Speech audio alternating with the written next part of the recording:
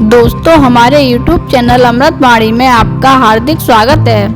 नमस्कार दोस्तों, आज की कहानी है टिटहरी का जोड़ा और समुद्र का अभिमान।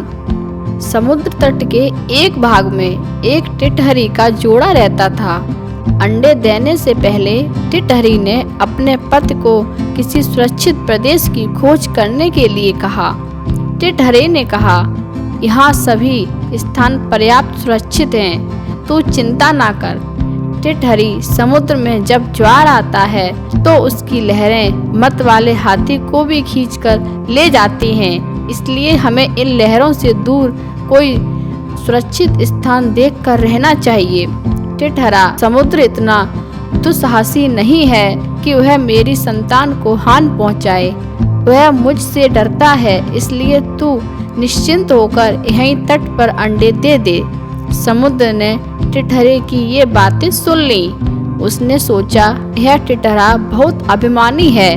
आकाश की ओर टांगे करके भी यह इसलिए सोता है कि इन टांगों पर गिरते हुए आकाश को थाम लेगा। इसके अभिमान को भंग होना चाहिए। यह सोचकर उसने ज्वार आने पर टिटहरी के अंडों को लहरों में बहा दिया। टिटहरी जब दूसरे दिन आई तो अंडों को वहाँ बहता देखकर रोने लगी। टिटहरे से बोली, मूर्ख, मैंने पहले ही कहा था कि समुद्र की लहरें इन्हें बहा ले जाएंगी, किंतु तूने अभिमान बस मेरी बात पर ध्यान नहीं दिया। अपने प्रियजनों की बातों को जो ध्यान नहीं देता उसकी दुर्गत होती ही है। इसके अतिरिक्त बुद्धिमानों में भी वही बुद्धिमान सफल होते हैं जो बिना आई विपत्ति का पहले से ही उपाय सोचते हैं और जिनकी बुद्धि तत्काल अपनी रक्षा का उपाय सोच लेती है। जो होगा देखा जाएगा कहने वाले शीघ्र ही नष्ट हो जाते हैं। यह बात सुनकर टिटहरे ने टिटहरी से कहा, मैं मूर्ख और निष्कर्म नहीं हूँ, मेरी बुद्धि का चमत्कार देखती जा। मैं अभी अपनी चोंच से पानी समुद्र का सुखा देता हूँ। टिटहरी बोली, समुद्र के साथ तेरा बैर तुझे शोभा नहीं देता। इस पर क्रोध करने से क्या लाभ। अपनी शक्ति देखकर हमें किसी से बैर करना चाहिए, नहीं तो आग में जलने वाले पतंगे जैसी गति होगी। टिटहरा फिर भी अपनी चोंच से समुद्र को सुखा डालने के डींगे मारता रहा। तब टिटहरी ने फिर उसे मना करते हुए कहा कि जिस समुद्र को गंगा यमुना जैसी सैकड़ों नदियां निरंतर पानी से भर रही हैं, उसे तू अपनी बूंद भर उठाने वाली चोंच से कैसे खाली कर देगा। टिटहरा तब भी अपनी हट पर तुला रहा। टिटहरी ने कहा, यह तूने समुद्र को सुखाने का हट कर ही लिया है तो अन्य पक्षियों की भी सलाह लेकर काम कर। कई बार छोटे छोटे प्राणी मिलकर अपने से बहुत बड़े बड़े जीव को भी हरा देते हैं, जैसे चिड़िया, कठफोड़ा और मेढक ने मिलकर हाथी को मार दिया था। टिटहरा, अच्छी बात है, मैं भी दूसरे पक्षियों की सहायता से समुद्र को सुखाने का यत्न करूंगा। यह कहकर उसने बगुला, सारस, मोर आदि अन्य पक्षियों को बुलाकर अपनी दुख कथा सुनाई। उन्होंने कहा, हम तो अशक्त हैं, किंतु हमारा मित्र गरुड़ अवश्य इस संबंध में हमारी सहायता कर सकता है।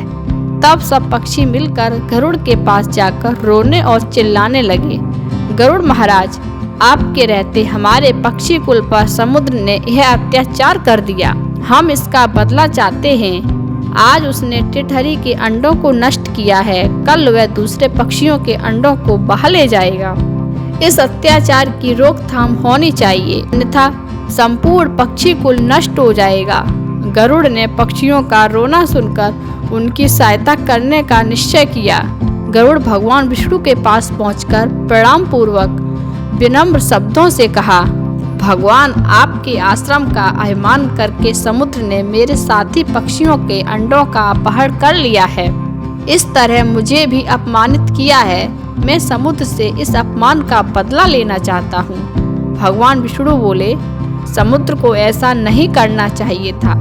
चलो, मैं अभी समुद्र से उन अंडों को वापस लेकर टिटहरी को दिलवा देता हूँ। उसके बाद हमें अमरावती जाना है।